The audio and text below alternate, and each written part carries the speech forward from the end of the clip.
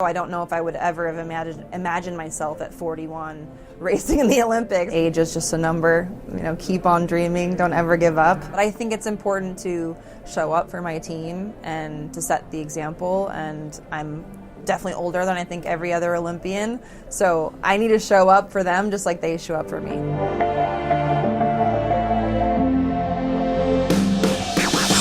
All right, Lindsey, so hey, thanks for stopping by. I gotta be honest, I wasn't sure like you would. I think we've been trying to. Well, yeah, we've been trying to get some of your folks. It's tough because they're really protective of your time, and so I'm like, I don't know if she's going to be here. So I'm glad you are, because to me, it tells, and you can answer this, tells a story about maybe how excited you are, not only for your comeback but for the upcoming Olympics. Yeah, I don't remember if I've ever done a media summit like this before the games ever, and I do think that just shows how excited I am, because my time is valuable and precious, because I don't have a lot of it to train and get myself in a position to be competitive in these games, but I think it's important to show up for my team and to set the example, and I'm definitely older than I think every other Olympian, so I need to show up for them just like they show up for me. You mentioned your team, and that's another thing that seems, I mean, you've always been a big supporter of your team. You tell them about the run, you help with the training, like it's always been a part of your career. But it seems like now with this comeback that you're even closer to your team, you're having fun with your team, you're messing around with your team, and it seems like that's a big part of this too. Yeah, I definitely think it is. I mean, I think it's a part of the experience, and also part of what I'd like to give back to the sport. I still remember being a 9-year-old and how impactful Peekaboo Street was to me in my life, and I have an amazing opportunity, just like Peekaboo was when I was on my first Olympic team. I was 17 and she was 30 and retiring. That was her last Olympics, and so this will be my last Olympics, and I'm meeting girls like Allison, who I met when she was a kid at my book signing. It's a very full circle moment. So I feel like it's a privilege to be in this position. It's my responsibility to try to pass along as much knowledge as I can, because downhill is an accumulation of knowledge. You learn so much by racing the same tracks over and over. So I know these hills, and I can give them advice and say things that I wish someone said to me when I was first starting out. But these young women also have such a great attitude and energy about them that it really makes being around them really easy and fun. It's not always that you mesh well with your teammates, and even though I'm twice as old as them, we still get along great. I'm not doing as many TikTok videos as I think they would like. Yeah, none of us are. So that experience goes a long way, though. You keep mentioning your age. You keep, I'm twice as old as my teammates. But there's a lot to be said about having been to past Olympics. There's a lot to be said about knowing the turns on a run. There's a lot to be said about knowing Cortina. Yeah. And having that experience. Well, I think my age gives me a big advantage, actually. I've definitely been on that track more than anyone else that's in the starting gate. So I have more knowledge than anyone, and I need to use that to my advantage. And I don't say age as necessarily a negative. It's just, it's completely different generations. And again, you don't always mesh with your teammates, and because we're so different in age, you might not assume that we would all get along, but we really do. We have so many different personality types, and we're all working together towards the same goal, and I'm really excited to be on the team with all of them. How important, when you had that surgery in 2024, and then you started realizing that your knee was back and that the pain wasn't there, that was a pivotal moment in your life, maybe one of the biggest.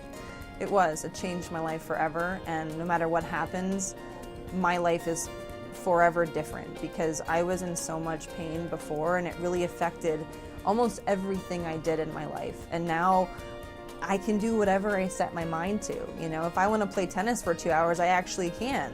If I want to go hiking or biking or scuba diving, whatever I want to do, or race in the Olympics, my body is saying yes, and for the longest time it said no. And I retired because my body couldn't take it anymore, not because I personally wanted to end my career. So now I'm privileged and lucky to be able to have the opportunity to say goodbye on my own terms.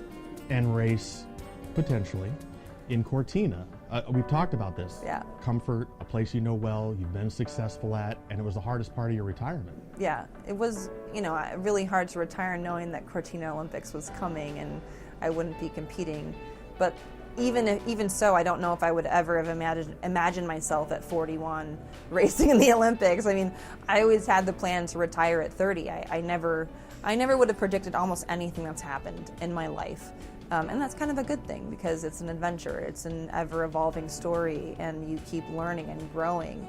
And so, again, I do feel really lucky that I have this opportunity, and I'm going to enjoy it every moment. No matter what happens, I'm going to enjoy it. Still, a downhill ski racer is maybe not wired the same as everybody else. As anyone, yeah. Yeah.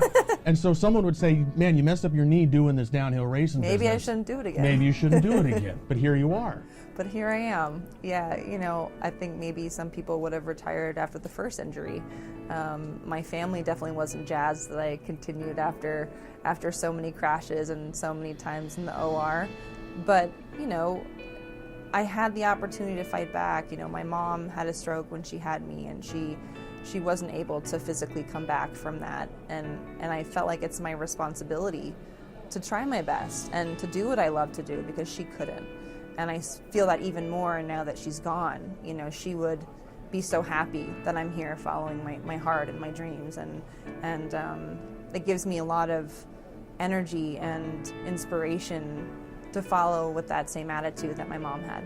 The Lindsey Vonn that people see, Time magazine, right? The cover, and looking so fabulous, and fashion and whatever. I don't know if and you do a good job of trying to post it, but I don't know if they see the hard work. I don't know if they see all the sacrifice, all the dry land training. Do you hope they maybe get that message out of you with this comeback, and they understand a little bit of your drive and what makes you so successful with this comeback? Yeah, I mean, I don't know if anyone will ever really know how much sacrifice it's taken for me to do half the things it's taken me in my life, especially in this comeback. But I do try to share those moments. Like, I show a little bit of my working out, just a little bit, and everyone says how hard it looks. I'm like, you guys have no idea. There's just a teeny tiny sliver of what I do. But I think in my last documentary you saw, me crying and me in the OR and all of these moments that were really personal. And it's raw. That's me. I love fashion. I love wearing makeup when I ski and when I'm in the gym. Like, that's part of my personality. That's who I am. But I'm not like this glossy person. I'm just a girl from Minnesota that loves to go fast and loves to dress up. And again, I try to share my journey with people because I hope to inspire them to follow their own dreams, to know that age is just a number. Keep on dreaming. Don't ever give up. But I don't know that anyone will ever truly understand how hard it is to be a ski racer and do what I've done. But I don't need them to. I want them to, like I said, follow their own dreams and do the best that they can, because that's what life's about.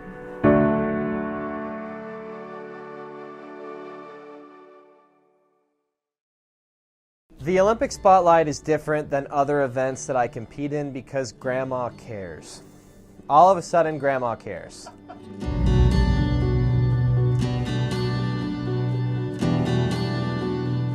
So, slopestyle is like a canvas of different features: rails, jumps, transitions. Halfpipe is one jump, one slope, and 5 tricks. That's it. It's more militant than slopestyle. Militant. Yeah. Rigid. Yeah. But it's classic. It's classic. Halfpipe, it started in surfing and then skateboarding and then snowboarding and then eventually skiing. So halfpipe, I would say, is the most classic discipline in action sports. So, I've had my own personal struggles over the last 10 years with anxiety, with depression, mental health, accompanied with some alcohol abuse. And when you put that literal cocktail together, it does not end up well 99% of the time. And so, my message to people is to not be afraid to reach out for help and use the tools at your disposal, no matter what they are.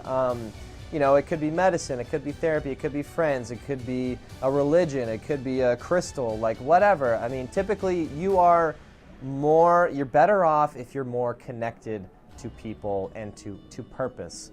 And you know, it's been a journey, and especially for men in America specifically, it's really hard to talk about these things, you know.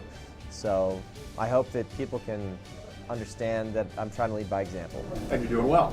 I'm doing well, thank you, yes. I'm doing well. I'm always working on it though. I'm not like cured or fixed by any means, but I've got a lot to look forward to. I've got an amazing girlfriend, my 4th Olympics, my family's going to be there. Like, there's so many things to be grateful for, and you know, you just got to keep working on yourself. The Olympic spotlight is different than other events that I compete in because grandma cares. All of a sudden, grandma cares. Like, grandma doesn't care about everything else because everything else has a much smaller, you know, market demographic, but the Olympics is big. And so grandma all of a sudden tunes in and cheers, which is super cool because you have an opportunity not only to inspire like your peers and the people that are in your age group, but also just this worldwide audience that's tuning into this historic event that happens every 4 years. My expectation for Italy is to exceed my expectations. I try to keep my expectations like internal, you know, and they're kind of fluid. But I think going in with like this rigid, like this is my bar and anything else is a failure, I think is maybe not a wise way to do it. You know, this is my 4th one. I'm gonna enjoy it. I'm gonna ski well, and I'm just gonna, you know, just hit one out of the park. I mean, that's my goal. I think that there's not. I'm trying to show more personality. I'm trying to show more behind the scenes. Oftentimes in winter sports, especially, like, we're covered up, we've got masks on and goggles, and like our sports are very visually appealing, and so oftentimes like athletes will lead with, you know, examples of like, hey, here's a flip, here's this, here's that, which I've done a lot of too. But I think bringing people in to show them who I am as a person and what my opinions are, maybe like my ideas, is something I've, you know, never really experimented with, so I'm having a lot of fun with that. Mount Hood is a very special place because it's where I kind of grew up there a little bit. I mean, I did 3 years of high school right at the base of Mount Hood, this place called Windell's Academy, now Y East Academy.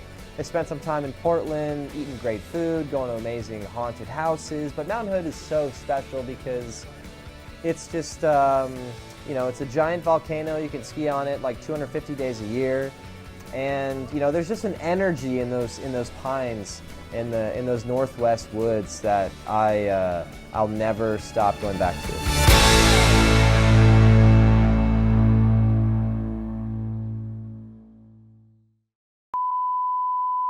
Do you have your cell phone on you? I do. Would you mind sharing what your home screen is on your cell phone? Is it anything interesting? Is it your... Sure, I'll show you. You want me to just put it up? Yeah, sure. The camera, tell us about it. So this is a picture of my girlfriend and my cat, and they both kind of have a bit of attitude. My 2 favorite girls, right there. Look at that. Here's a great. There you go. That's a great picture. Look at that. It's framed very nicely, by the way. You know your photography too. Yes, I do. Makes it easy on the new iPhone. Not a lot has changed. I still really love skiing. I still go out there and build my own jumps, whether it's for filming or to slide down handrails in a city, and still pretty similar mentality when it comes to skiing.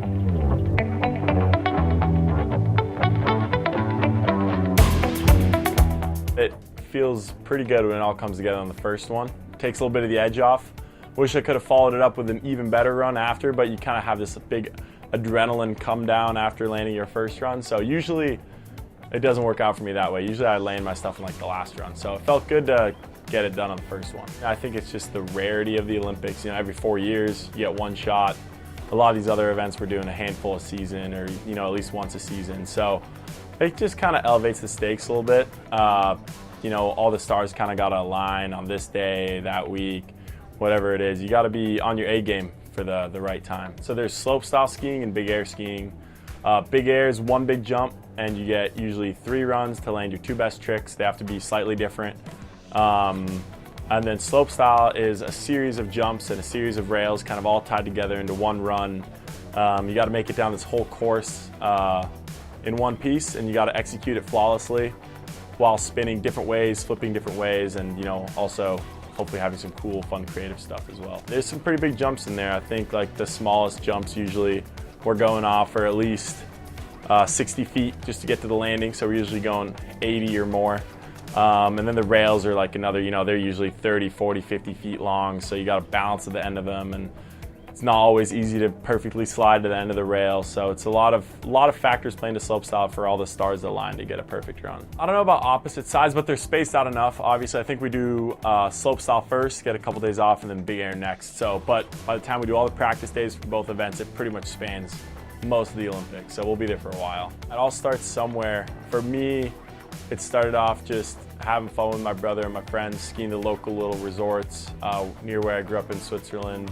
Nothing extravagant, no big terrain parks, none of that stuff. And then a big part of it was my dad bought us a little trampoline for the backyard, so I started learning to do a couple flips on that thing, get my air awareness up.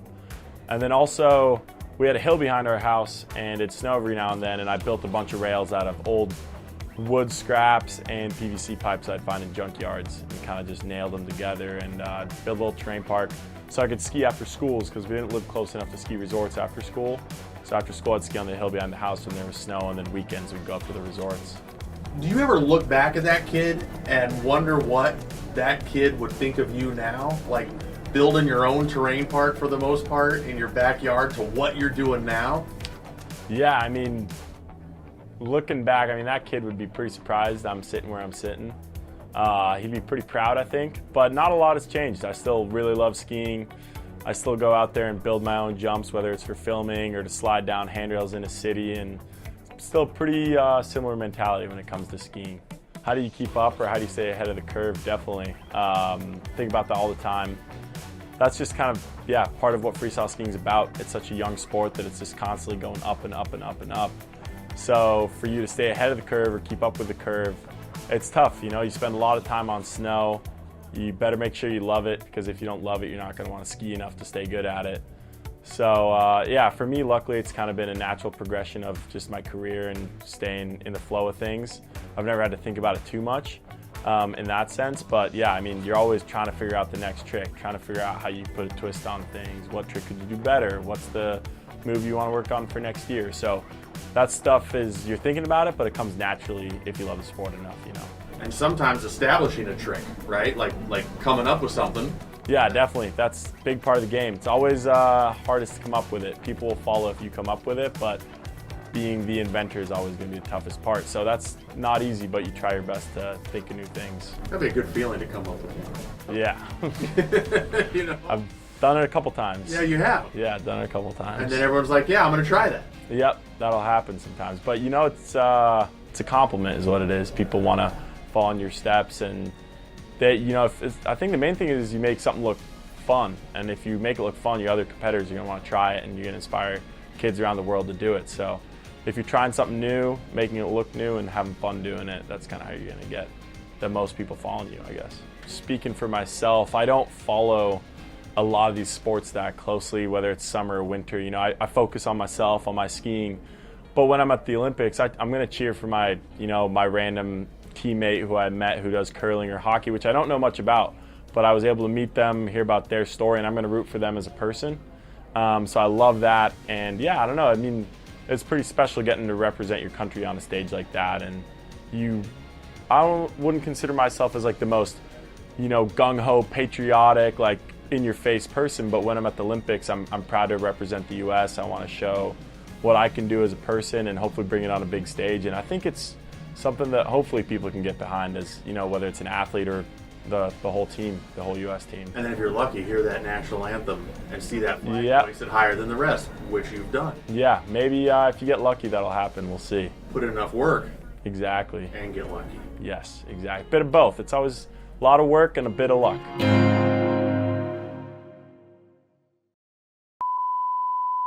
Do you have your cell phone on you? Is my last question. Yeah. What, if you don't mind sharing, or maybe you don't, but we're asking athletes what's on their, just their home screen. I got nothing fun. You can see it, but it's boring, unfortunately. Sometimes that's what we hear, and then it's like, oh. Tell me that's not boring. Is that the stock picture? That's the stock. You haven't even changed it. It's just stock. You got nothing going on that you want to No. put it. That's what it is. like not even a picture of you winning gold. No, I would never put that on there. That feels weird to have yourself on there. If I'd put like a picture of a mountain or one of my goofy friends or my girlfriend or something, but definitely not myself with a medal. My Lord, you got a girlfriend and she's not on your phone? I know, right? I'm screwing up. I'm screwing up. It's good though, you know. Then you keep all the fun things off your phone. You spend a little less time on your phone and more time checking out what's happening in the real world. Present in reality. Trying to. Less screen. Easier said than done. It's amazing to be a part of Team USA, and I love around the Olympics just buying into that and going all in as much as I can. You know, yeah, wearing red, white, and blue, getting the nail polish done, the earrings, just being as festive as possible and just buying into that Team USA, US spirit.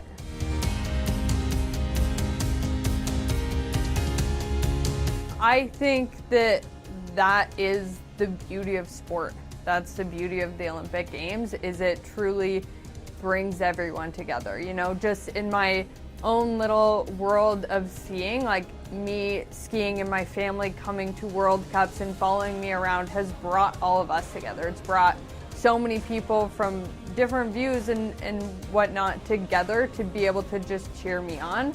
And I feel like that's the same on the world stage of, you know, it brings everyone together to cheer for your country and unite over that. Both my parents were professional mogul skiers as well, and my brother always loved moguls, and so definitely was, you know, something there. But I tried all the different ski disciplines. I did alpine, big air, big mountain, skier cross, and with moguls, it's such a unique sport, and it adds, like, it's every aspect of skiing packed into a run. You have the speed, you have the jumps, and you have the technical skiing, and it just, in a run as fast as you can do it. Yeah, so speed is 20%, jumps are 20%, and then the skiing is 60%. With the jumps in there as well, like, it's a lot of impact, it's a lot of force on the body. My back is definitely feeling that.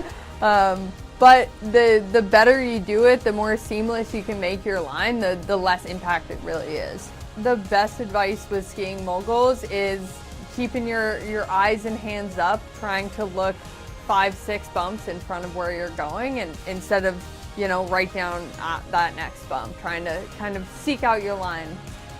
I tried that. It didn't work. maybe 2 bumps, maybe 3 bumps. I tried. It can be really hard. It can be really, the conditions are so variable with winter sports, you know, and maybe it's, you know, really flat like, maybe it's some like light fog. Obviously the judges still need to be able to see, but you train and prepare for that as much as you possibly can, and whether you can see that well or not, you just try and rely and trust your abilities, that, you know, you've trained enough to be able to do that run in your sleep. Everything happens for a reason. So yeah, you got to step back and kind of wait for that reason to come to light.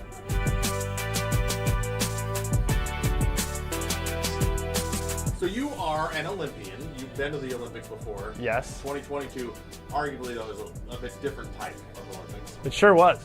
Yeah, it was a bit of a unknown, a bit of a joke for some of us, like just not knowing if we were gonna even make it to our event, getting tested every day, and our family and friends not being there. I mean, I can't tell you how special the opening ceremony was, like just to feel that. But the rest of it was a lot of like waiting inside, like, oh man. Yeah. Just walking out into the bright lights and a huge stadium, and just, you know, being with my 3 other friends, competitors, and then all the other teams. It really felt like we made it, you know. It's like just the celebration of being at the Olympics was awesome in that moment. Yeah, especially with like all the media that goes around it and all the outfits we get, and people are writing you letters, I haven't heard from in years. They come out of the woodworks. Like, I couldn't tell you how many messages I got. Go for gold. Like, it was wild. You can do it. Yeah. A lot of support. It's awesome.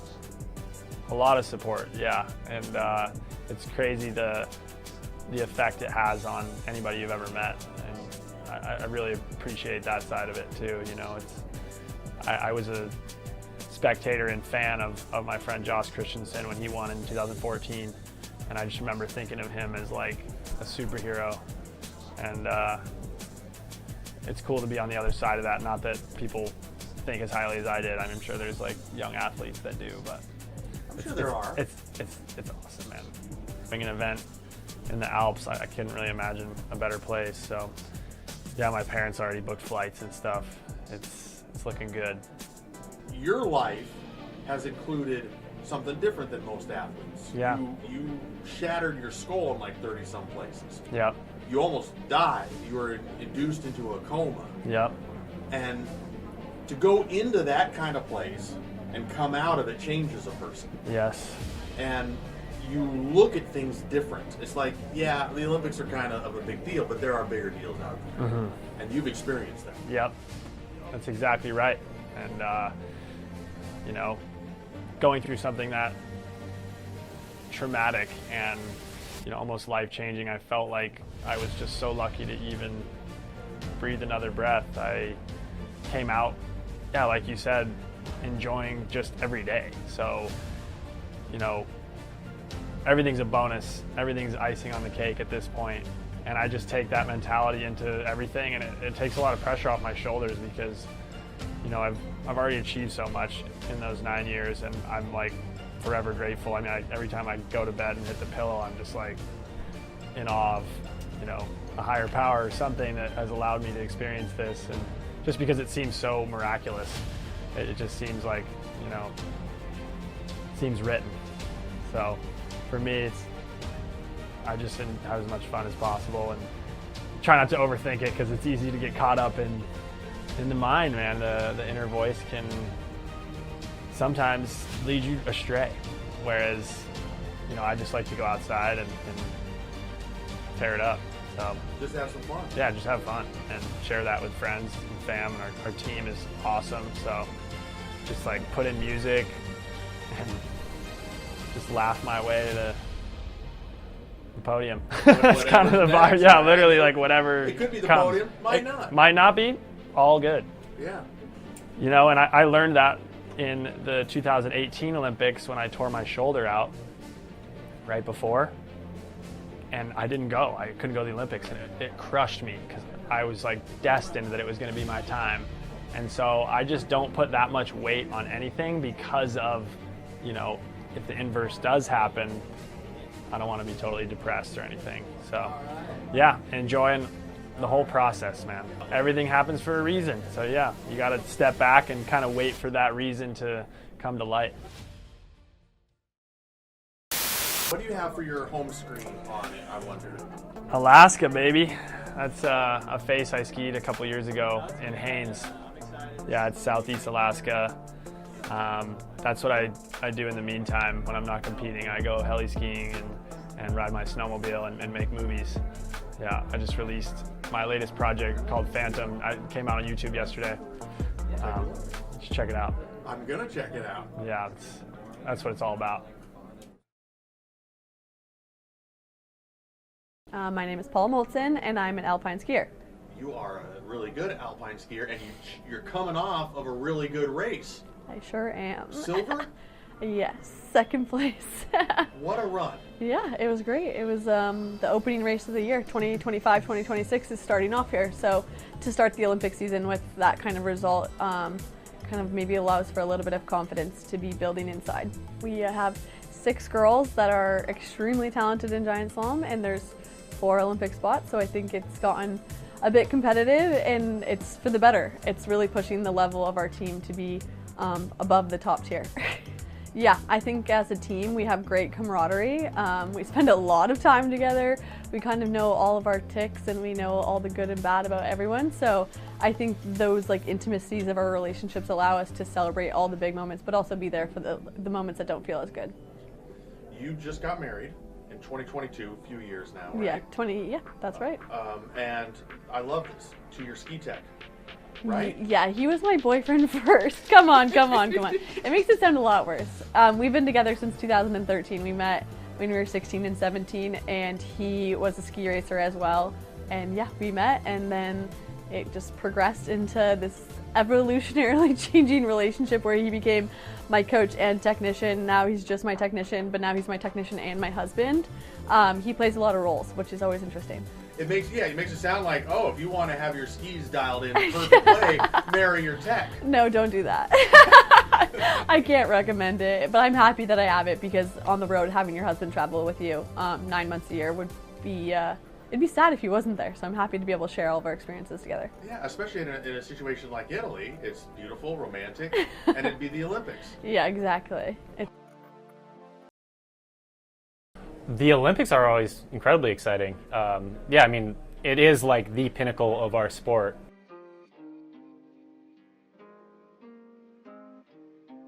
And so obviously there's an increase of attention, and with that an increase of opportunity too. And I mean, yeah, it's nice to kind of have that focal point and have that excitement with so many people. I think every sport has that kind of severity of difficulty that, yeah, I mean, skiing, especially downhill skiing, it's thrilling and there's a challenge to it, but ultimately I'm in that scenario because of all the work and preparation that goes into it. I mean, I was talking with, you know, a skier earlier today just about what, like, they do in their sport and how I could never do that, but, like, you know, doing flips and doing, you know, all these different types of tricks are just insane to me, and it's because they, you know, prepare in that environment, whereas I'm preparing in mine. A brutal thing about the sport is, I think, in a way, the unpredictability from race to race. And I mean, for me, I feel like I'll get this feeling of freedom, and, you know, I go out and race and I ski unbelievably, and when I'm doing it though, it just feels so natural. And then when I go to a different venue trying to replicate that same feeling, and it does not work at all. So it's about that adaptability from one venue to the next, and also recognizing, you know, previous success doesn't always it does not predict what's going to happen in the future. And so knowing that you kind of always have to be evolving and always have to be giving your best. And also, you know, you never know what day is going to be a good day, so you might as well go out there and give yourself the best opportunity. The difference between a season-ending injury and success is, I mean, it just comes down to one bad turn. So you know, you always kind of have to go out there and find how far you can push yourself without going too far. Understanding those limits that we all have, and trying to, you know, always navigate that as best as possible. But it's not easy. I mean, that's why there is such a high, you know, injury rate in the sport of skiing. Yeah, I don't know what to expect yet. I mean, my experience in Korea was, honestly, there weren't that many fans. There were less fans there than most World Cups. And so, or at least competing in that environment, I actually feel like I fed off of it and found it was easier to just do what you're there for. Like, the purpose was so clear, and that was the skiing. And then same thing with Beijing with no fans. It was kind of the same thing. Like, we just had this whole mountain we got to play with and have fun, and you're so removed from everything that's built into the Olympics from the viewer's standpoint. So I kind of hope that, in a way, Italy will be like that. Obviously, I want fans there because it's fun competing in front of a crowd, but it's also, it'll be cool too if it is kind of a small thing that we are removed, because I think it'll for me, it'll feel like I can just fully focus in on the event itself.